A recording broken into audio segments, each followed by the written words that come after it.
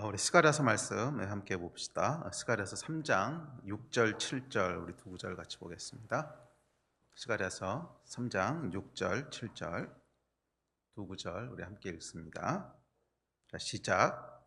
여호와의 천사가 여호수아에게 증언하여 이르되 만군의 여호와의 말씀에 내가 만일 내 도를 행하며 내 규례를 지키면 내가 내 집을 다스릴 것이요 내 뜰을 지킬 것이며 내가 또 너로 여기 섰는 자들 가운데 왕래하게 하리라. 아멘. 지난주에 이어서 스가랴서 3장을 함께 살펴보려고 합니다. 스가랴서 전반부인 1장부터 6장은 총 8개의 환상으로 이루어져 있다고 말씀드렸습니다. 그 중에 오늘 살펴보는 스가랴서 3장은 네 번째 환상에 해당됩니다. 자, 첫 번째 첫 세 개의 환상의 내용은 여러분 우리가 다 다루었듯이 첫 세 개의 환상의 내용은 성전을 재건할 때 그 성전 가운데 다시 임하신 하나님의 영광에 대한 거였습니다. 특별히 예루살렘 성전 가운데 또 예루살렘 성읍 가운데 하나님이 거하시고 그 성읍에 거하는 백성들을 어떻게 축복하시고 어떻게 보호하시고 또 어떻게 영광스럽게 하시는가 하는 약속의 말씀이 첫 세 환상의 내용이었습니다. 자, 이어지는 이제 네 번째, 다섯 번째 환상의 내용은 그렇다면 어떻게 인간이 하나님의 백성이 되어서 하나님께서 지키시고 보호하시는 성 예루살렘에 거할 수 있는가에 대한 질문입니다. 그 사람은 타락한 존재고 또 연약한 존재입니다. 타락한 존재가 어떻게 하나님의 임재와 함께할 수 있는가 하는 것이 이제 이 네 번째, 다섯 번째 메시지의 어떤 시작점이 되는 질문입니다. 잠시 잠깐이라면 몰라도 인간의 연약함과 죄로 말미암아 거룩하신 하나님 앞에 설 수 없는 존재인데 우리는 거룩하신 하나님의 백성으로 살아갈 수 없는 존재인데 어떻게 영원히 하나님의 백성이 되고 어떻게 영원히 하나님의 성에 거할 수 있는가, 또 연약한 인간이 어떻게 하나님의 일을 감당할 수 있는가 하는 질문에 대해서 네 번째, 다섯 번째 환상이 대답하고 있습니다. 그 내용은 뭐냐면 그것은 우리의 어떠함 때문이 아니라 하나님의 전적인 은혜 때문이라는 거예요. 그래서 네 번째 환상은 예수 그리스도의 은혜로 말미암아 구원받게 되는, 예수 그리스도의 은혜로 말미암아 깨끗하게 되고 거룩하게 되는 제사장적인 사역에 대한 그 이야기를 담고 있고, 또 이어지는 5장, 이어지는 4장, 4장의 다섯 번째 환상에서는 성령님의 역사로 말미암아 연약한 인간이 강건하여지는, 그래서 하나님의 일을 감당할 수 있게 되는 그 이야기를 하고 있습니다. 그래서 3장과 4장에 기록되어 있는 네 번째, 다섯 번째 환상은 예수 그리스도의 죄를 사하시는 죄사함의 은혜와 또 성령께서 능력을 공급하시는 성령님의 능력에 대한 이야기를 다루고 있습니다. 그리고 이 두 가지가 죄 가운데 있고 연약함 가운데 있는 인간이 어떻게 하나님의 백성으로 살아갈 수 있으며 어떻게 하나님의 일을 감당할 수 있는가에 대한 대답입니다. 그것은 인간의 어떠함 때문이 아니라 전적으로 하나님의 어떠하심 때문이라는 것입니다. 예수 그리스도 성자 하나님을 통한 구속의 은혜, 죄 사하시는 은혜, 그 전적인 은혜로 말미암아 우리가 깨끗한 존재가 되었고 죄인에서 의인이 되었고 그리고 하나님 앞에 설 수 있는 존재가 되었다고 하는 것입니다. 그리고 두 번째 내용은 우리 다음에 살펴보겠지만 성령님의 기름 부으심으로 말미암아 연약한 인간이 우리 주의 나라의 일을 강건하게 또 능력 가운데 그렇게 감당하고 행할 수 있다는 것입니다. 자, 그래서 이 네 번째 그리고 다섯 번째 환상은 예수 그리스도께서 하신 일, 또 성령께서 하시는 일에 대한 것을 이야기함으로써 주의 백성들이 어떻게 의롭게 되며 어떻게 살아갈 수 있는가 하는 내용을 우리에게 전달하고 있습니다. 자, 그 중에 이제 3장은 네 번째 환상, 은혜에 대한 이야기입니다. 우리 지난주에 첫 번째 전반부를 살펴봤는데 그 전반부 내용은 뭐였죠? 전반부 내용은 전적인 하나님의 은혜에 대한 것이었습니다. 전적인 하나님의 은혜로 말미암아 여호수아가 깨끗해지는 환상이었습니다. 대제사장 여호수아는 모든 하나님의 백성을 상징적으로 대표하는 존재입니다. 그런데 이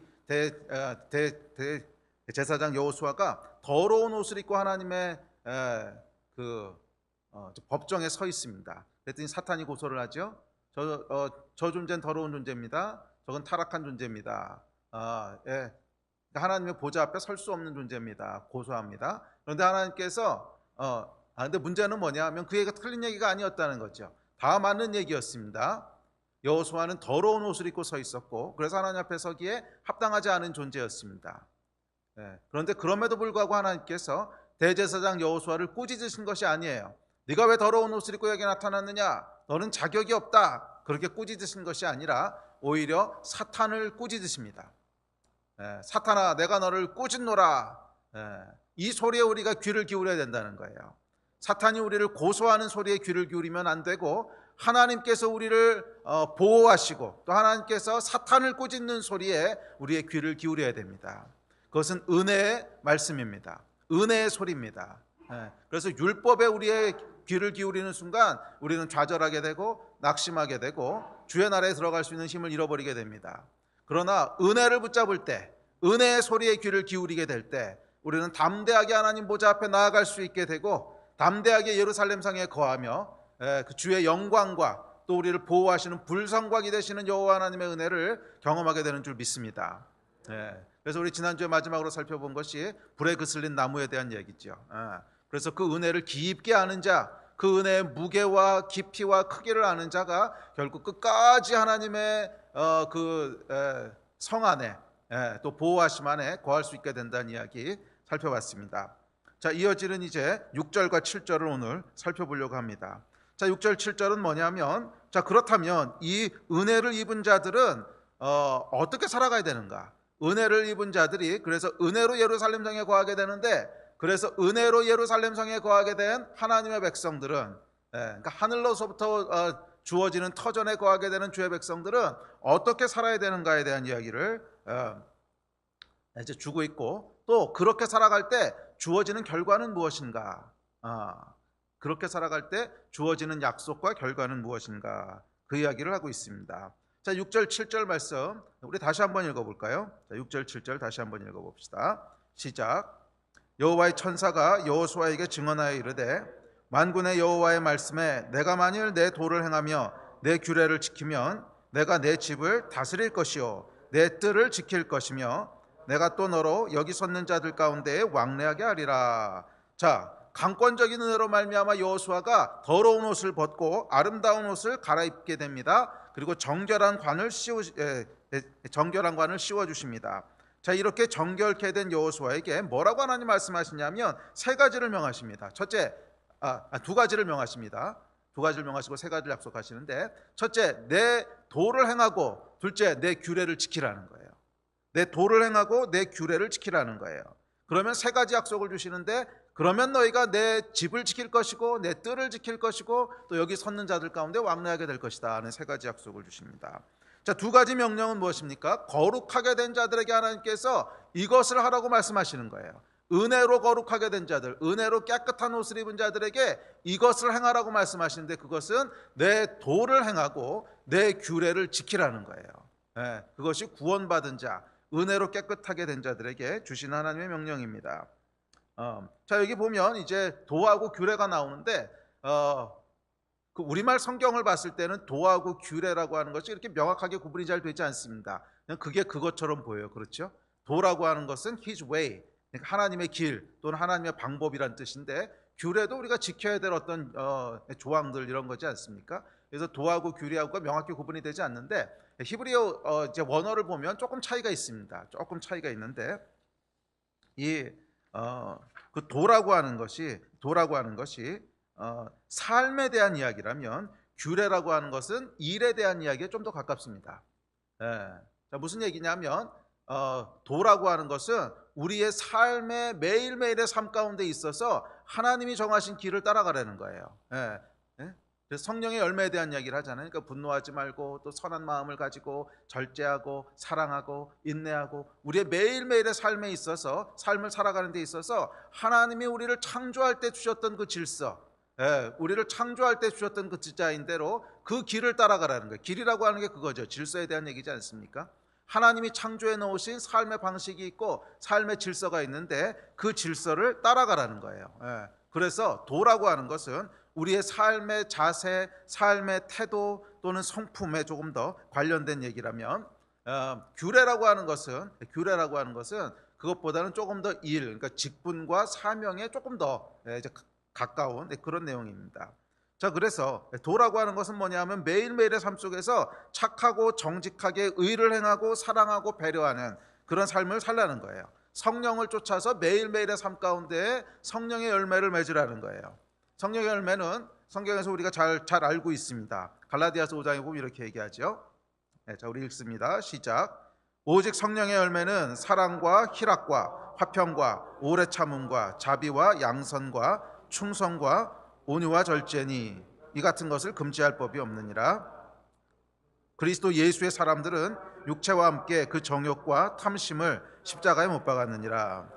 만일 우리가 성령으로 살면 또한 성령으로 행할지니 헛된 영광을 구하여 서로 노엽게 하거나 서로 투기하지 말지니라. 이게 여러분 은혜를 받은 자가 마땅히 해야 될 도를 행하는 것입니다. 성령을 따라 행하며 성령의 열매를 맺으며 선한 열매를 맺으며 오래 참고 자비하고 선한 일을 하고 또 탐심을 버리고 헛된 영광을 구하지 않고 서로 노엽게 하지 않고 투기하거나 질투하지 않고 그렇게 살아가라는 거예요. 그게 하나님께서 인간을 창조하셨을 때 원래 하나님의 백성들에게 주셨던 길이라는 거예요. 그 길로 살아가라는 거예요. 자, 이것이 은혜를 받은 자가 마땅히 해야 될 바입니다. 이렇게 해야 은혜를 받는다는 뜻은 아닙니다. 은혜는 그냥 아무 조건 없이 주시는 거예요. 그러나 은혜를 받은 자가 이 순서가 아주 중요합니다. 이렇게 해야 은혜를 받는다는 뜻은 아니에요. 그러나 은혜를 받은 자가 마땅히 해야 될 바예요. 그래서 고린도후서에 보면 정확히 이야기를 합니다. 9장 8절입니다. 자, 시작. 하나님이 능히 모든 은혜를 너희에게 넘치게 하시나니 이는 너희로 모든 일에 항상 모든 것이 넉넉하여 모든 착한 일을 넘치게 하려 하심이니라. 자, 이건 뭐라 그랬어요? 은혜를 너희에게 넘치게 주신 이유가 있는데 이는 너희로 모든 착한 일을 넘치게 하시기 위해서라는 거예요. 은혜를 주신 이유는 너희로 모든 착한 일을 넘치게 하도록 하시기 위함이라는 거예요. 성경이 이야기하고 있는 은혜 받은 자가 마땅히 해야 될 일입니다. 모든 착한 일을 넘치게 하라는 거예요. 그것이 도를 행하는 것입니다. 자, 반면 규례를 행하는 것은 직분과 사명에 조금 더 가까운 얘기입니다. 그래서 하나님께서 우리에게 맡기신 직분이 있고 맡기신 사명이 있는데 이 땅을 살아가는 동안 우리가 감당해야 될 어떤 직분이 있고 사명이 있는데 그것을 신실하고 충성되고 성실하게 감당하는 것이에요. 그것이 규례를 지키는 것입니다. 그래서 바울은 이렇게 고백합니다. 바울이 사도행전 2장 24절에 보면 이제 이렇게 고백하죠. 자, 시작. 내가 달려갈 길과 주 예수께 받은 사명 곧 하나님의 은혜의 복음을 증언하는 일을 마치려 하면은 나의 생명조차 조금 더 귀한 것으로 여기지 아니하노라. 이게 여러분 규례를 지키는 자의 태도라는 거예요. 나에게 맡기신 사명, 나에게 맡기신 직분. 그래서 이 사명이 뭐냐면 복음을 증거하는 것이고 이 사명이 주의 나라를 세워가는 것인데 이 일을 감당하려 하면은 내 생명을 조금도 아끼지 않겠습니다 하는 이 태도, 이 삶이 뭐예요? 규례를 지키는 삶의 의미에 조금 더 가까운 것입니다. 자, 그래서 하나님께서 하여간 두 가지를 이야기하십니다. 은혜 받은 자들이 해야 될 것이 무엇이냐? 그것은 내 도를 지키고 규례를 행하는 것이에요. 내가 창조한 질서를 따라서 성령의 열매를 맺으며 살고 삶의 매일매일의 삶 가운데 착한 행실을 살아가면서 살고 선한 양심을 가지고 살고 둘째, 주의 나라와 의를 위하여 우리 하나님이 맡기신 직분과 사명을 생명 다해 감당하는 거예요. 생명 다해서 섬기고 감당하는 이 두 가지를 하는 것이 은혜를 받은 자들이 마땅히 해야 될 일인 줄 믿습니다. 자, 그래서 하나님께서는 지극히 작은 일, 그러니까 맡기신 일 중에서도 큰 일이 아니라도 괜찮아요. 지극히 작은 일에 충성할 때, 즉 규례를 지킬 때 고울을 다스릴 권세를 주신다고 얘기합니다. 자, 누가복음에 보면 이렇게 얘기하죠. 자, 시작. 주인이 이르되 잘하였다 착한 종이여 내가 지극히 작은 것에 충성하였으니 10고울 권세를 차지하라. 그래서 우리가 규례를 지킬 때, 그러니까 주께서 맡기신 뭐 큰일 아니라도 괜찮아요. 작은 일에 지극히 충성할 때, 성실하고 신실하게 그 일을 감당할 때 뭐 하신다는 거예요? 고울을 다스릴 권세를 주신다는 거예요. 권위를 주신다는 거예요. 권위를 주신다는 거예요.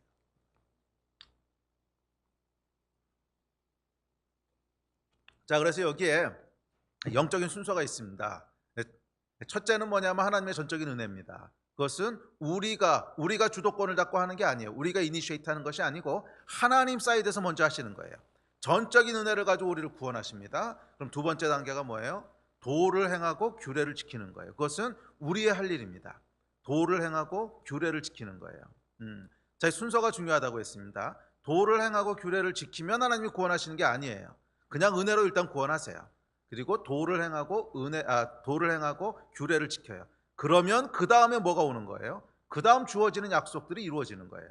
자, 도를 행하고 규례를 지키면 그 전 단계에 있는 은혜를 받게 되는 것이 아니라, 은혜는 그냥 주시는 거고, 뭘 해야 은혜를 받는 거면 은혜가 아니죠. 이건 딜한 거죠. 그래서 이 은혜는 그냥 아무 조건 없이 주시는 거고, 근데 그 은혜를 받은 자들이 도를 행하고 규례를 지키면 그 다음에 따라오는 결과가 있다는 거예요. 세 번째 결과. 그게 뭐냐 하면 권위를 주신다는 거예요. 권위, 열 고울을 다스릴 권세가 권위 같은 말이죠. 권위를 주신다는 거예요. 자, 그래서 7절에 보면 세 가지를 약속하십니다. 자, 세 가지 약속의 내용을 다시 한번 봅시다. 시작. 내가 내 집을 다스릴 것이요 내 뜰을 지킬 것이며 내가 또 너로 여기 섰는 자들 가운데 왕래하게 하리라. 자, 세 가지 약속이 뭡니까? 내 집을 다스리는 것이고 뜰을 지키는 것이고 또 여기 섰는 자들. 자, 근데 여기 섰는 자들이 누구예요? 천사들이거든요. 이제 그렇죠. 하늘 법정이잖아요. 여호수아랑 또 지금 보고 있는 이 스가랴 빼고는 천사들이 둘러서서 이야기하고 있는 그것입니다. 그래서 이 하늘 법정에 마음대로 왕래할 수 있는 권위를 주시겠다는 거예요. 자, 이 세 가지 약속은 모두 권위에 대한 약속입니다. 권위에 대한 약속이에요. 자, 첫째, 내 집을 지키게 하시고 내 뜰을 지키게 하신다고 얘기합니다. 그래서 집과 뜰은 모두 하나님의 나라를 상징하고 있는 말입니다. 내 집, 내 뜰, 하나님의 어떤 영역, 뭐 이런 뜻이죠. 그래서 이 집과 뜰은 모두 하나님 나라를 의미하고 있는데 의미가 미세하게 다릅니다. 이 집에 해당하는 히브리어를 보면 바이트라고 되어 있고요. 또 뜰에 해당하는 언어는 하체르라고 되어 있는데, 이 집에 해당하는 바이트는 조금 더 좁은 의미의 건물 내부를 의미하는 뜻이고요. 그 뜰에 해당하는 하체르는 성전 뜰을 얘기할 때도 이 단어를 쓰는데 조금 더 확장된 집의 개념입니다. 좀 넓은 의미의 집이라는 뜻이에요.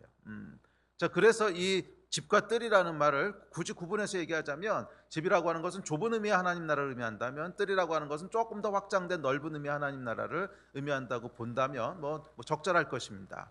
자, 그래서 하나님께서 그 도를 행하고 규례를 지키는 자들에게 권위를 주시는데 어떤 권위를 주시냐면, 첫째는 교회 안에서의 권위를 주시고, 둘째는 세상 속에서의 권위를 주신다는 거예요.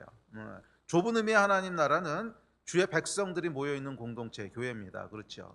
근데 조금 더 넓고 확장된 의미의 하나님의 나라는 피조세계 전체를 의미합니다. 하나님께서 창조하신 모든 세계가 사실 하나님 거지요. 모든 세계가 하나님의 나라죠. 자, 그래서 이 두 가지에 동시에 권위를 주신다는 거예요. 내 집을 지키게 하시고 내 뜰을 지키게 하신다는 거예요.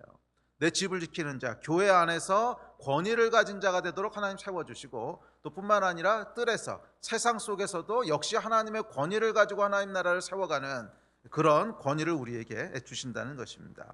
자, 이 땅에서의 권위를 높이시겠다는 것입니다.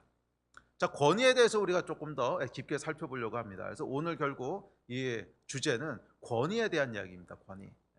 우리가 도를 행하고 규례를 지킬 때 권위를 하나님이 주신다고 했는데, 이 권위가 도대체 뭔가? 자, 국어사전을 찾아보면 권위를 뭐라고 정의하고 있냐면, 다른 사람을 지휘하거나 통솔하여서 따르게 하는 힘, 또 일정 분야에서 사회적으로 인정받고 영향력을 끼칠 수 있는 위신, 뭐 이렇게 정의합니다. 자, 뭐 성경의 정의도 크게 다르진 않습니다. 근데 성경적인 정의는 결국 뭐냐면 영향력이란 뜻이에요. 권위는 영향력이고, 무언가를 움직일 수 있는 힘이고, 일이 되도록 할 수 있는 힘을 권위라고 합니다. 그래서 성경에 보면 권위란 말 대신 이제 권세라는 표현을 많이 쓰죠. 권세, 권위, 이게 번갈아서 사용되는데, 권세는 이제 영어로 보면 authority and power라고 되어 있습니다. authority and power. 그러니까 이게 권위하고 힘은 보통 붙어 다니는 말이라는 거예요. 권위가 있으면 이제 힘이 있다는 거죠. 그런데 그 힘이 뭐냐면 무언가를 되게 할 수 있는 힘이에요. 무언가를 움직일 수 있는 힘이에요. 사람들을 움직일 수 있는 힘이고, 사람들을 통솔할 수 있는 힘이고, 그래서 사람들로 한 방향으로 무언가를 위해서 일하도록 할 수 있는 힘이고, 그래서 그 일들을 성취해낼 수 있는 힘이고, 그런 것이 권위입니다. 자, 권위는 영향력이고 힘이에요. 무언가를 이룰 수 있는 힘, 특별히 사람들을 한 방향으로 움직여서 무언가를 이루게 하는, 그러니까 자기 혼자 하는 힘이 아니라 사람들을 함께 뭔가를 움직여 살 수 있도록 하는 힘, 그것이 권위입니다. 자, 그래서 어떤 한 사람이 무엇을 움직일 수 있으며 어떤 일을 할 수 있는가 하는 것은 그 사람이 가지고 있는 권위에 의해서 결정됩니다. 그 사람이 어떤 일을 할 수 있고 얼마나 큰 일을 할 수 있고 어떤 것을 움직일 수 있는가 하는 것은 그 사람이 가지고 있는 권위에 의해서 결정됩니다.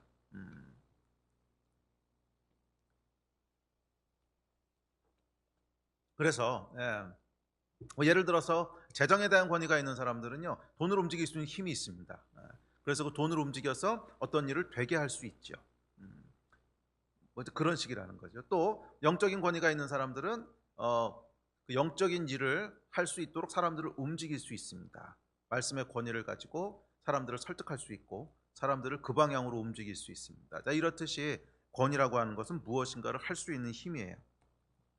자, 이 권위는 기본적으로 하나님께로부터 옵니다. 모든 권위의 궁극적인 권위는 누구냐면 하나님이세요. 그럴 수밖에 없는 것이 하나님이 모든 일의 시작이시고 모든 일을 창조하신 분이기 때문에 그렇습니다. 무언가를 되게 하시는 분은 궁극적으로 하나님이세요. 무언가를 되게 하시는 분은 궁극적으로 하나님이세요. 물론 하나님께서 그 권위를 많이 이렇게 위임하셔서 세상에서 다른 힘을 통해서 되어지는 것 같이 보이기도 하지만 궁극적으로는 결국 하나님께서 하시는 일이세요. 그래서 하나님께서는 말씀으로 천지를 창조하셨고 말씀 한마디에 무에서 유가 창조됐습니다. 그래서 존재하는 모든 권위는 결국 하나님의 이 궁극적인 권위로부터 왔습니다. 모든 권위의 궁극적인 소스는 결국 하나님이시라는 거예요. 세속 권위까지 다 포함한 것입니다. 세상에 있는 모든 권위를 포함해서 모든 권위의 궁극적인 권위는 하나님이시라는 거예요. 성경이 그렇게 얘기합니다. 로마서 같이 볼까요? 로마서 13장입니다. 시작. 각 사람은 위에 있는 권세들에게 복종하라. 권세는 하나님으로부터 나지 않음이 없나니 모든 권세는 다 하나님께서 정하신 바라.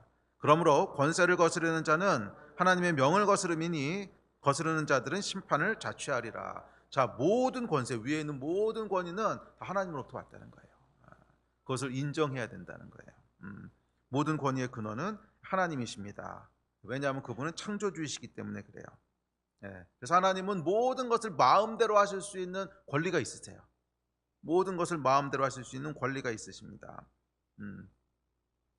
자, 그러나 그럼 이런 질문을 할 수 있죠. 아니, 그럼 목사님, 위에 있는 권위가 위에 있는 뭐 정부라든지 아니면 위에 있는 상사라든지 그런 사람들이 우리로 교회 가지 못하게 하면 그것도 순종하는 것이 옳습니까?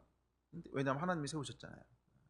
자, 권위에 여러분 중요한 속성이 있습니다. 이 속성이 오늘 사실 끝까지 이어지는 메시지의 아주 중요한 기초가 되는데, 권위의 중요한 속성은 뭐냐면 위에 있는 권위가 더 위에 있는 권위에 대들 때, 대항할 때, 그때는 그 권위를 따르지 않아도 괜찮다는 거예요. 그건 일반적인 속성이지 않습니까? 그러니까 예를 들어서 회사에 부장이 있고 사장이 있는데 사장이 이렇게 하라고 말하고 갔어요. 근데 부장이 와서 전혀 다른 얘기를 해. 그러면 따르지 않아도 뭐 심판받는 게 아니라는 거예요. 왜? 사장의 얘기를 따라야 되니까. 우리는 사장의 명령을 따라야 되니까 위에 있는 권위가 더 위에 있는 권위에게 개길 때, 더 위에 있는 권위에게 대항할 때, 그때는 밑에 있는 권위가 따르지 않아도 궁극적인 심판을 받지 않는다는 거예요. 잠깐 손해는 볼 수 있어요. 왜냐하면 바로 위에 있는 권위가 또 힘이 있잖아요. 그러니까 뭐 핍박을 받는다든지 뭐 손해를 좀 볼 수는 있어도 궁극적인 심판을 받지는 않는다는 거예요. 그래서 권위의 원칙이 있습니다. 권위는 내 위에 있는 권위에 순복해야 되는데 그 권위가 더 위에 있는 상급 권위에게 대항할 때는 그것에 순복하면 안 돼요. 더 위에 있는 상위 권위를 우리가 인식하고 인정해야 됩니다. 그리고 최상위에 있는 궁극적인 권위자는 누구세요? 하나님이세요. 그래서 우리가 하나님을 대적하지 않는 한에서는 우리 위에 있는 권위에게 순복해야 되지만, 하나님을 대적하는 그런 어떤 권위가 있다 그랬을 때는 그 권위에 순종하지 않아야 됩니다. 순종하지 않을 권리가 있는 정도가 아니고 순종하면 안 됩니다. 그럼 더 위에 있는 권위에게 대항하는 것이 되죠. 자, 그것이 권위의 일반적인 속성입니다. 그래서 권위는 상급 권위에 복종할 때만 유효합니다. 내 위에 있는 권위가 더 위에 있는 상급 권위에 복종할 때만 그 권위가 나한테 유효한 권위가 되는 거예요. 자, 이것이 권위의 아주 중요한 일반적인 속성입니다. 자, 그런데 하나님께서 궁극적인 권위를 가진 하나님께서 태초에 세상을 창조하시고 이 하나님께 있는 권위를 인간들에게 나누어 주셨다는 거예요. 자, 그것이 창세기의 말씀입니다. 창세기 1장 26절에서 28절 봅시다. 자, 시작. 우리의 형상을 따라 우리의 모양대로 우리가 사람을 만들고 그들로 바다의 물고기와 하늘의 새와 가축과 온 땅과 땅에 기는 모든 것을 다스리게 하자 하시고 자기 형상 곧 하나님의 형상대로 사람을 창조하시되 남자와 여자를 창조하시고 하나님이 그들에게 복을 주시며 하나님이 그들에게 이르시되 생육하고 번성하여 땅에 충만하라 땅을 정복하라 바다의 물고기와 하늘의 새와 땅에 움직이는 모든 생물을 다스리라 하시니라. 자, 다스린다고 하는 것이 권위에 대한 얘기죠. 땅을 다스리게 하자, 모든 것을 다스리게 하자. 그래서 하나님께서 세상을 창조하시고 이 모든 피조 세계를 다스릴 수 있는 권위를 사람에게 주셨다는 거예요. 그래서 사람에게는 뭐가 있냐면 피조 세계를 다스리고 통치할 데스티니가 있습니다. 통치해야 될 데스티니가 있습니다. 그리고 이 데스티니를 이루기 위해서는 반드시 뭐가 필요해요? 권위가 필요합니다. 권위는 뭐라 그랬습니까? 무언가를 이룰 수 있는 힘이라 그랬죠. 그러니까 데스티니가 있기 때문에 이 데스티니를 이루려면 그것을 이룰 수 있는 힘이 있어야 된다는 거예요. 그게 뭐예요? 하나님께서 주시는 권위라는 거예요.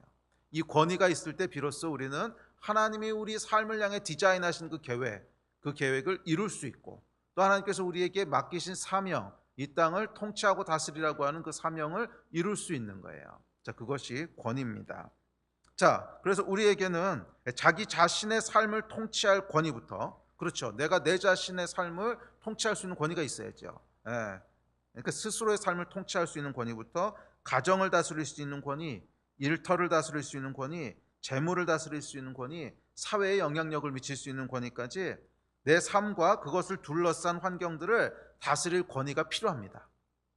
이 권위가 반드시 있어야 됩니다.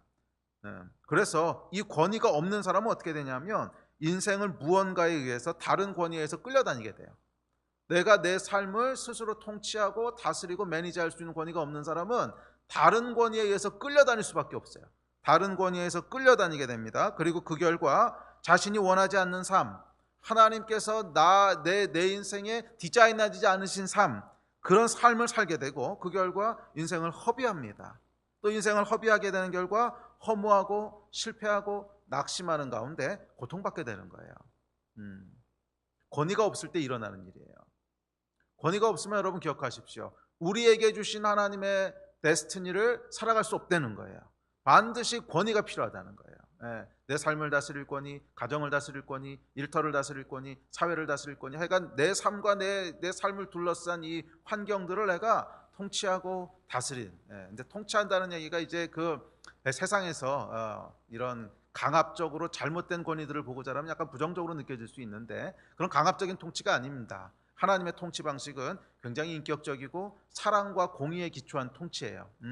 자, 근데 어쨌거나 이런 좋은 의미의 통치하고 다스릴 수 있는 그 권위가 주어져 있지 않으면 우리는 인생을 낭비하게 돼요. 우리는 인생을 실패하게 돼요. 허무하게 돼요. 자, 그런데 불행하게도 뭐예요? 인간이 죄를 지음으로 말미암아 하나님을 떠나게 됩니다. 이게 모든 불행의 시작이죠. 죄로 말미암아 하나님을 떠나게 됩니다. 자, 그래서 하나님을 떠난 인간은 상급 권위에 대적함으로 말미암아 이 권위의 속성이 뭐라 그랬죠? 상급 권위에게 대적하면 그 권위를 다 잃어버리는 거예요. 권위가 다 무효화되는 거죠. 그렇죠? 부장이 사장에게 대들면 잘리는 거죠. 그래서 이 하나님께 대적함으로 말미암아 우리에게 주어졌던 모든 권위를 잃어버린 거예요. 상실한 거예요. 이것이 이제 타락입니다. 권위의 근원이신 하나님께 대적했고 지금도 대적하고 있기 때문에 그렇습니다. 그래서 인간은요, 자기 자신을 다스릴 수 있는 권위부터 시작해서 모든 권위를 다 잃어버렸어요. 그래서 여러분 보십시오. 내가 내 자신을 다스릴 수 있나 보세요. 이게 보통 어려운 일이 아닙니다. 보통 어려운 일이 아니에요. 다이어트 한다고 그러고 밤마다 라면 먹고 이러잖아요. 내 자신이 다스려진다면 여러분 지금처럼 살지 않을 거예요. 그죠? 훨씬 다른 삶을 살 거예요. 내가 원하는 내 자신의 삶의 모습이 있는데 그 모습대로 살아가는 사람은 거의 없습니다. 거의가 아니고 한 명도 없을 거예요. 다 자기 자신에게 실망하고 내가 원하는 건 이건데 내가 왜 이걸 하고 있지? 뭐 이런 이제 부조리 속에서 괴로워하고 낙심하고 자기에게 실망하고 그런 거 아닙니까? 열심히 공부해야지 그러고 유튜브 보고 있고 이러잖아요. 이게 왜 그래요? 자기 자신을 다스릴 수 있는 권위를 상실한 거예요. 우리는 그냥 그 가운데 태어나고 살다 보니까 이게 당연하다고 생각하는데 당연하지 않다는 거예요. 원래 하나님이 그렇게 만드시지 않았다는 거예요. 원래 하나님은 내 자신을 다스릴 수 있는 권위 가운데 우리를 두셨어요. 그래서 여러분 구원받은 자에게 성령의 열매 중에 아까 뭐가 있었어요? 셀프 컨트롤이 있잖아요. 절제가 있잖아요. 절제. 셀프 컨트롤. 절제라고 하는 건 뭐냐면 자기 자신을 다스릴 수 있는 권위를 얘기하는 겁니다. 내 자신을 다스릴 수 있는 권위가 회복된다는 거예요. 왜? 하나님의 권위에 다시 순복했기 때문에. 하나님의 권위, 상급 권위에 다시 순복했기 때문에 잃어버렸던 권위들이 회복되는 거죠. 그 중에 하나가 뭐예요? 자기 자신을 다스릴 수 있는 권위도 회복되는 거예요. 그래서 셀프 컨트롤 할 수 있게 된다는 거예요. 자, 어찌됐든지 간에 자기 자신에 대한 권위를 상실합니다. 근데 이것이 우리가 겪는 일상 중에 하나죠. 스스로가 다스려지지 않는. 자, 뿐만 아니라 다른 권위들, 가정이라든지 친구 관계, 일터, 재물, 사회에 이르기까지 모든 권위를 다 상실하게 됩니다. 왜냐하면 하나님 최종 권위자를 떠났기 때문에 그런 거예요. 그럼 이제 질문이 있을 겁니다. 그래도 목사님, 뭐 어쨌거나 하나님 안 믿는 사람들도 이리저리 하여간 권위를 발휘하면서 살긴 살잖아요. 그럼 그건 뭡니까? 모든 권위를 상실했다고 했는데 어떻게 우리가 이제 그래도 이렇게 살아가는 거죠? 그렇게 보이는 이유가 있습니다. 그건 뭐냐면 하나님이 주신 우리의 고유의 권위로 살아가는 것이 아니라 다른 권위에 끌려다니는 거예요.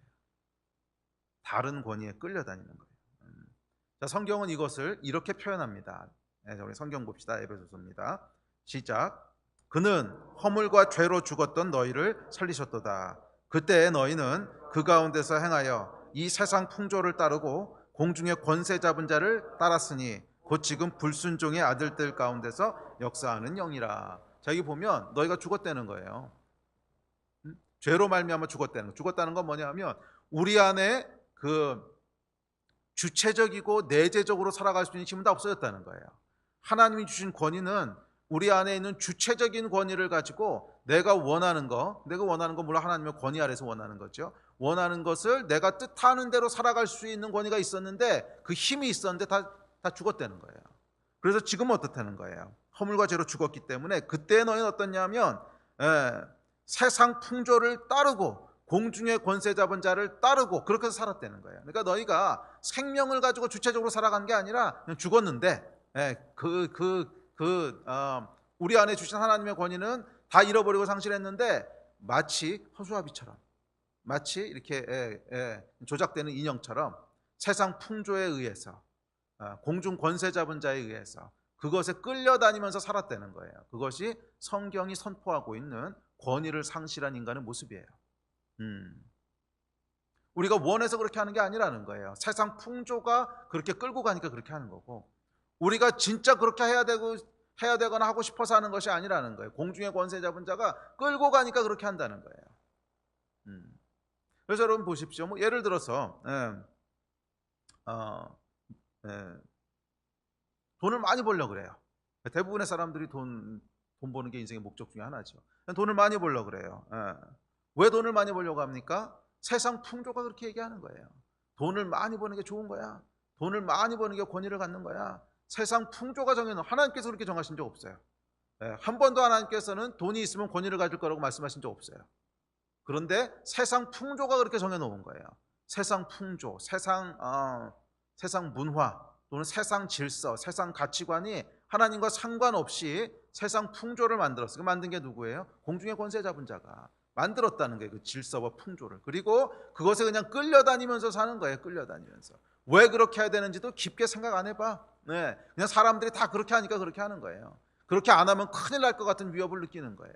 나만 그렇게 안 하면 도태될 것 같고, 나만 그렇게 안 하면 실패할 것 같고, 그래서 그냥 끌려다니는 거예요. 강압에 의해서. 그래서 어떤 내적인 하나님의 감동하심에 의해서 나오는 권위가 아니라 외부에서 오는 강압적인 어떤 힘에 의해서 끌려다니는 거예요. 그렇게 느껴지지 않습니까? 예. 그 저희가 하나님 만나기 전에 했던 모든 활동들이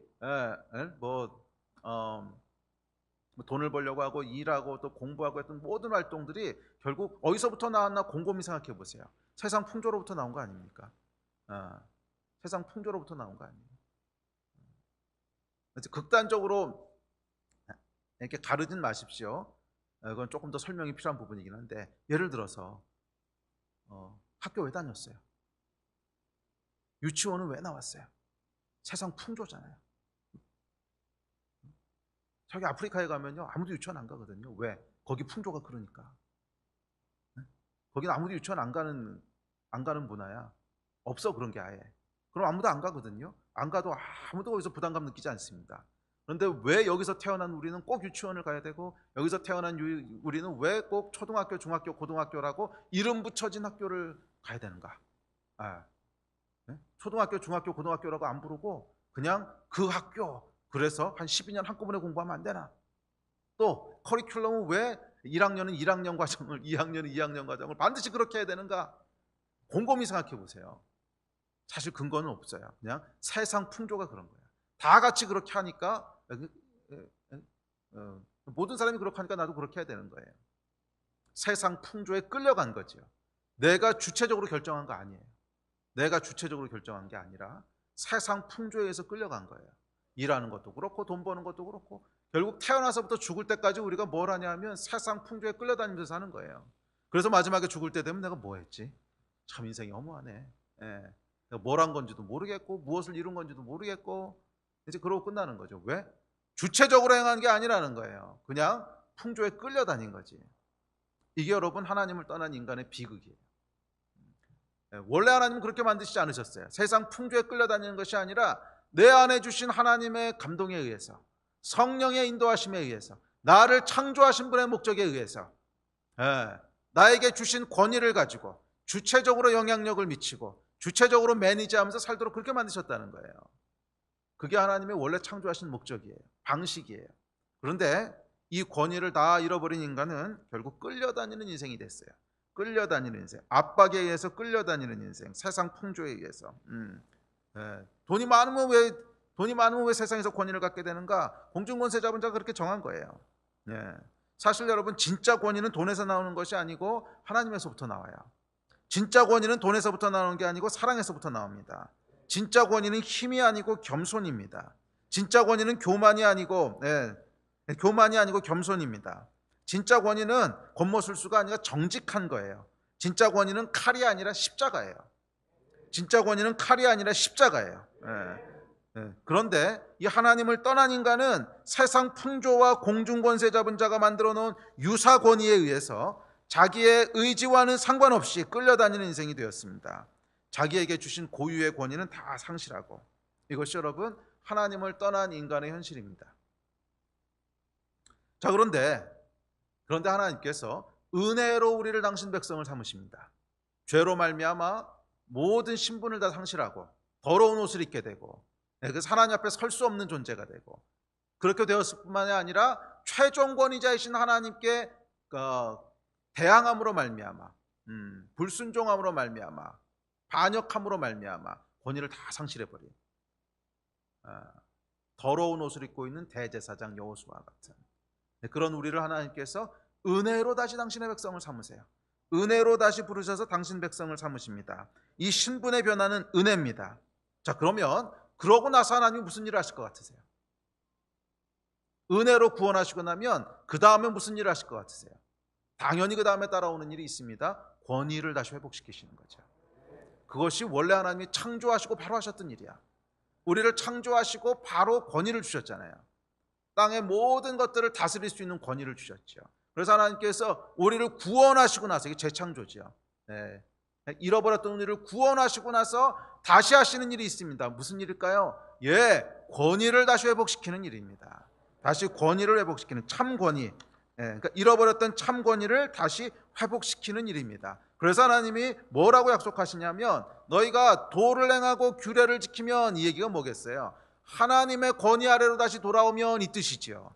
하나님이 정하신 질서 아래로 다시 돌아오면 너희가 도를 행하고 너희가 지금까지는 나를 떠나서 내 질서와 관계없이 살았는데 내 권위를 거부하면서 살았는데 은혜로 내가 다시 받아들였어. 신분을 바꿔주셨어. 그러면 이제 권위의 이슈를 다뤄야 되는 거예요. 권위의 이슈를 다뤄야 되는데 그러면 너희가 은혜로 나에게 돌아올 때는 아무 조건 없어요. 뭐 아무 대가도 요구하지 않으시고 너희가 내 권위에 들어와야 돼 이런 말씀하신 것도 아니에요. 그냥 누구든지 오고 싶은 사람 오라 그러신 거예요. 은혜로 우리를 구원하셨는데 그리고 난 다음에 하시는 일이 뭐냐 하면 그러면 너희는 이제 권위의 이슈를 회복해야 된다는 거예요. 이 권위를 회복하기 위해서는 제일 중요한 게 뭐예요? 상위 권위에 순종해야 되는 거예요. 그러지 않으면 내 권위가 회복되질 않아요. 그것은 그냥 권위의 어쩔 수 없는 속성이에요. 오케이? 그러니까 네가 내 권위를 복종하지 않아도 네 모든 권위는 다시 회복시켜줄게 이렇게 할 수 있는 성질의 게 아니잖아요. 상위 권위에 복종하지 않으면 그 권위는 회복되지 않아요. 그래서 하나님께서 구원받은 자들에게 바로 말씀하시는 것이 뭐냐 하면 내 도를 행하고 내 규례를 지키라는 거예요. 내 권위 아래로 돌아오라는 거예요. 내 질서 아래로 돌아오라는 거예요. 그렇게 했을 때 그 다음에 뭐가 따라오는 거예요? 내 집을 지키며 내 뜰을 지키며 천사들 가운데 왕래하게 하리라. 너의 잃어버렸던 하늘과 땅의 권세를 다 회복시키리라 이 말씀이죠. 네가 잃어버렸던 하늘과 땅의 모든 권세를 다시 회복시키리라. 언제? 하나님의 권위를 인정할 때, 내 도를 행하고 내 규례를 지킬 때, 하나님의 권위 아래로 돌아올 때, 너희가 이 죄로 말미암아 하나님을 떠남으로 말미암아 잃어버렸던 하늘과 땅의 권세를 다 회복시키리라. 이것이 오늘 본문 말씀의 내용입니다. 아멘, 아멘. 여러분 기억하셔야 될 게 있습니다. 권위의 문제는요, 신분의 문제와는 달라요. 신분의 문제와는 달라요. 하나님의 백성으로 거듭나는 신분은요, 그냥 강권적인 하나님의 은혜로 이루어집니다. 그러나 권위의 회복은 은혜로 이루어지지 않아요. 권위의 회복은 은혜로 이루어지지 않아요. 권위의 회복은 속성상 우리의 선택이 있어야 돼요. 그래야만 권위가 회복돼요. 우리의 선택은 뭐예요? 하나님의 권위 아래 순복하는 선택. 우리가 하나님의 권위 아래 순복하는 선택을 해야만 우리가 가지고 있던 권위가 회복되는 거예요. 많은 경우 사람들이 거듭난 그리스도인들도 이 두 가지를 헷갈려해요. 구원이 은혜라고 해서 우리가 받게 되는 선택이 전혀 없다고, 우리가 해야 되는 선택이 전혀 없다고 생각해요. 구원이 은혜라고 해서 여러분 우리가 해야 되는 선택이 없습니까? 그렇지 않다는 거예요. 우리의 구원은 은혜입니다. 그러나 구원받은 자가 어떤 권위를 가지고 살아갈 건가 하는 것은 선택이에요. 잘 들으십시오. 구원은 은혜예요. 구원은 아무 조건 필요 없어요.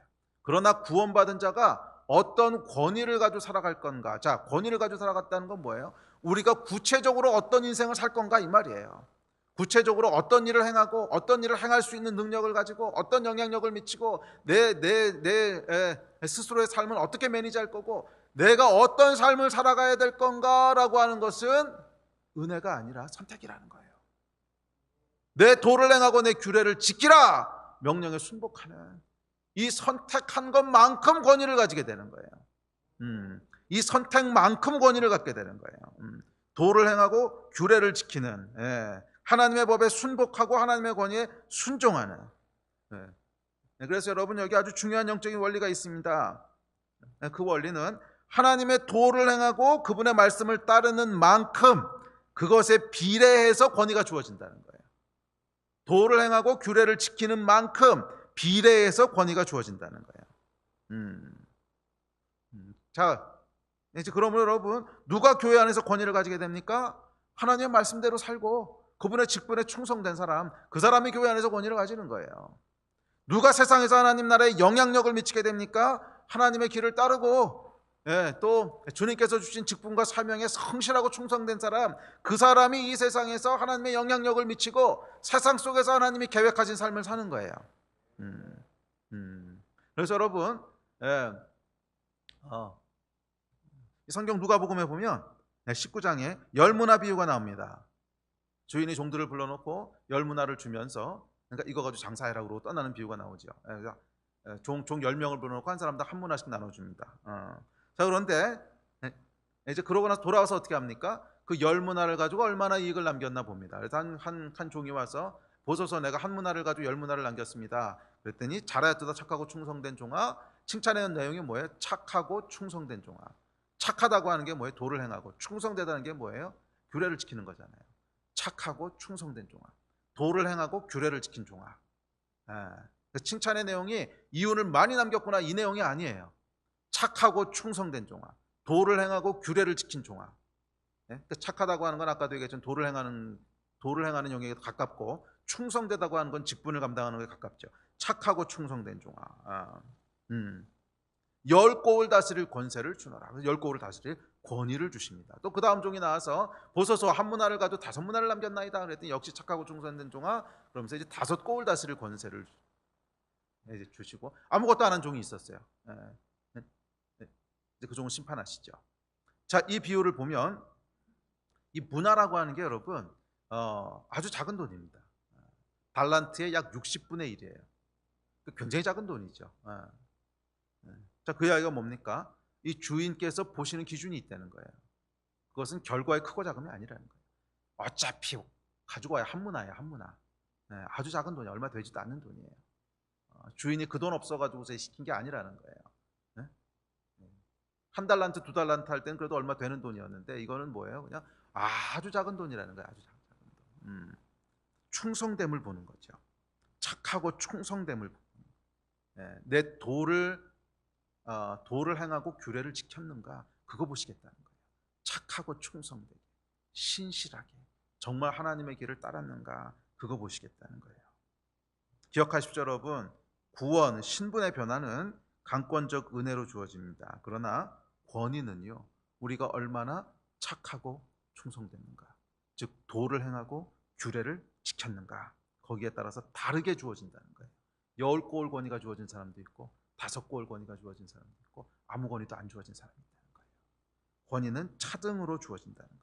자, 그러므로 우리가 이 땅에서 어떤 삶을 살 것인지, 또 이 땅에서 어떤 영적인 경험을 할 것이고, 어떤 권위를 누릴 것이고, 어떤 영향력을 미칠 것인지, 그 삶은요, 우리의 선택에 달렸습니다. 도를 행하고 규례를 지키는가, 착하고 충성되게 사는가, 거기에 달렸다는 거예요. 내 집의 권위도 그렇고 뜰의 권위도 그렇습니다. 과연 어떤 사람이 이 주의 집을 다스리고 움직일 권위가 주어집니까? 교회 안에서 누구에게 권위가 주어집니까? 성령의 열매를 맺으며 사명에 충성된 자, 그렇지 않습니까? 직분에 충성되고, 정말 작은 일 하나도 하나님께서 맡겨주신 것이 있으면 정말 최선을 다해서 나의 모든 것을 쏟아부어서 그것을 이제 행하고, 또 성령의 열매를 따라 내적인 열매를 맺고 착하고 충성된 사람이 교회 안에서 권위를 갖게 되는 거예요. 교회는 여러분 결국 이 권위에 의해서 움직여지는 겁니다. 결국 이 권위에 의해서, 교회 안에는 권위자들을 통해서 주의 나라가 세워지는 거예요. 잘 생각해 보십시오. 교회가 세워지기 위해서는 한 마음이 돼야 되죠. 예를 들면 교회가 하나가 돼야 됩니다. 마음이 다 나눠져 있으면 교회가 어떻게 세워지겠어요? 그런데 한 마음이 되게 한다는 건 뭐예요? 누군가 권위 있는 자가 한 방향으로 움직이도록 한다는 거예요. 그 힘이 있기 때문에 한 마음이 되는 거죠. 그건 뭐예요? 권위자예요. 교회 내에는 여러분 이런 권위 있는 자들이 세워져야 돼요. 이런 권위 있는 자들이 이 권위는 여러분 세상 직분하고 꼭 일치하지 않습니다. 무슨 담임 목사가 있고 목사가 있고 전도사가 있고 그 순서대로 권위가 주어지는 게 아니에요. 눈에 보이지 않지만 우리 안에 도를 행하고 규례를 지키는 것만큼 권위가 주어지는 거예요. 결국 사람들도 다 알아요.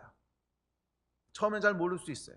처음 온 사람들은 그냥 붙여지는 호칭에 따라서 그냥 그게 권위라고 생각해요. 그게 권위라고 생각해요. 집사님, 장로님, 목사님, 뭐 이게 권위라고 생각하는데, 시간이 흐르고 나잖아요. 그러면 결국 다 알아요. 아, 저건 그냥 호칭이구나. 진짜 권위는 뭐예요? 그 사람 안에 도를 행하고 규례를 지키는가? 이게 진짜 권위예요. 교회 안에서도 그게 진짜 권위예요. 아멘. 이 권위 있는 여러분 되시기를 바랍니다. 또 뜰에서도 마찬가지입니다. 뜰에서 이 세상에서도 누가 하나님의 나라를 세우며 누가 하나님의 의를 이루어가는가? 도를 행하고 규례를 지키는 자예요. 정말 주어진 직분에 충성되고 나의 생명을 아끼지 않고 정말 주님을 위해서 다 드리는 이 충성됨, 그게 있는 사람이 결국 뭐를 이루어가요? 권위를 가지고 이 땅에 하나님의 일을 이루어가는 줄 믿습니다. 자, 그런데 여기에 더해서 이제 마지막 세 번째 권위가 있습니다. 세 번째 권위는 뭐예요? 여기 섰는 자들 가운데 왕래한다는 거예요. 자, 여기 서 있는 자들 가운데 왕래한다고 하는 것은 무슨 의미인가? 자, 여기 서 있는 곳이 어디에? 하늘법정입니다. 하늘법정에 지금 서 있는 거죠, 여호수아와 스가랴가. 그리고 거긴 천사들이 있는 곳이에요. 예. 자, 여기 왕래하다라고 하는 히브리 원어를 보면 이게 영어로 free pass라는 뜻입니다. free access. 왕래하다, free access. 네가 이곳에 언제든지 들어올 수 있는 권리를 준다, 이런 뜻이에요. 네가 이곳에 언제든지 올 수 있는 권리를, 왕래할 수 있는 권리를 준다, 프리 패스를 준다, 이런 말입니다. 자, 이것은 뭐예요, 여러분? 영적인 권위를 의미합니다. 이 땅에서의 권위뿐만이 아니라 하늘에서의 권위도 주시겠다는 거예요. 물론 이것이 넓은 의미론 땅에서의 권위다 하늘에서의 권위다 다 영적 권위죠. 세속 권위가 아니니까. 그렇지만 좁은 의미로 하늘을 움직일 수 있는 권위를 함께 주신다는 거예요. 좁은 의미로 하늘을 움직일 수 있는 권위를 주시겠다는. 그래서 이것을 우리말로는 영권이라고 보통 말씀하시는 분도 있는데 저는 그리 나쁘지 않은 표현이라고 생각합니다. 영권을 주신다는 거예요. 영권. 자, 영권이라고 하는 것은 구체적으로 뭐냐면 조금 더 이해하기 쉬운 말로는 기도빨. 이런 권위가 있다. 여러분 그렇지 않습니까? 사람마다 똑같이 기도를 해도요, 기도빨이 있는 사람이 있어요. 똑같은 말을 선포해도 권위가 있는 말이 있고요, 똑같은 말을 해도 권위가 없는 말이 있어요. 똑같은 말을 해도 어떤 사람은 그 얘기를 탁 듣는 순간 우리의 영이 지지직 울려요. 그래서 어이쿠 마저 회개해야 되는데, 이런 말이 있고, 똑같이 말을 해도 그냥 한 귀로 듣고 한 귀로 흘려버리는 말이 있습니다. 내용은 똑같은데 그게 뭐예요, 여러분? 권위의 차이죠. 똑같은 말을 했을 때 이 땅에서는 비록 똑같은 말일지라도 하늘에서는 전혀 다른 임팩트가 있다는 거예요.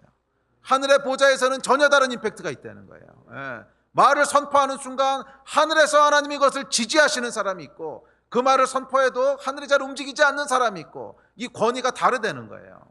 모든 구원받은 사람은 여러분 똑같은 권위를 가진 것이 아니에요. 한 거울, 5거울, 10거울 다 다르다는 거예요. 그게 성경의 메시지예요. 구원에는 차등이 없어요. 구원에는 차별이 없어요. 모든 사람을 똑같이 은혜로 구원하시고 똑같이 하나님의 백성을 삼으세요. 그렇지만 그 사람이 어떤 권위를 가지고 살아갈 건가는 차등이 있어요. 어떤 권위를 가지고 살아갈 건가 차등이 있어요. 이것은 영원한 하나님의 나라까지 이어지는 차등이에요. 영원한 천국에 가면 모든 것이 평등하고 다 똑같고, 아니요 여러분, 그것은 인본주의의 생각이고 성경을 오해한 것이고, 성경은 어디도 그렇게 얘기하지 않아요. 천국에 들어오는 것은 아무 차별이 없지만, 누구든지 믿는 자는 예수 보혈로 들어오지만, 그 천국에서 어떤 권위를 가지고 살아갈 건가는 그 사람에 달린 거예요. 그리고 그 기준은 뭐예요? 도를 행하고 규례를 지키는 거예요. 우리 안에 얼마나 하나님께 순종하고자 하는 마음이 있는가, 내 삶이 얼마나 성령을 따라가는 삶인가, 내 삶 가운데 어떻게 성령의 열매를 맺고 있는가, 그리고 하나님께서 맡기신 직분을 얼마나 충성되고 성실하게 행하는가, 도를 행하고 규례를 지키는 이것에 의해서 다 다른 권위를 갖게 된다는 거예요. 이 땅에서 우리가 살아가는 동안도 그래서 전혀 다른 영적인 경험을 하고 전혀 다른 모양의 삶을 살게 될 뿐만이 아니라 하늘에서까지 그렇다는 거예요. 하늘에서도 전혀 다른 권위를 가지게 된다는 거예요. 전혀 다른 권위를 가지고 기도하는 것이 응답되는 것도 다르고, 그가 말하고 선포하는 것이 지지받는 것도 다르고, 다 다르다는 거예요. 그래서 여러분, 어떤 사람은 그냥 자기 한 몸만 다스리는 사병이 있는가 하면, 어떤 사람은 10명을 다스리는 10부장이 있고, 어떤 사람은 100명을 다스리는 100부장, 1000부장, 장교, 장군들이 있다는 거예요. 영적으로 다르다는 거예요. 그러면 여러분 기억하십시오. 우리 예배팀 나오십시오.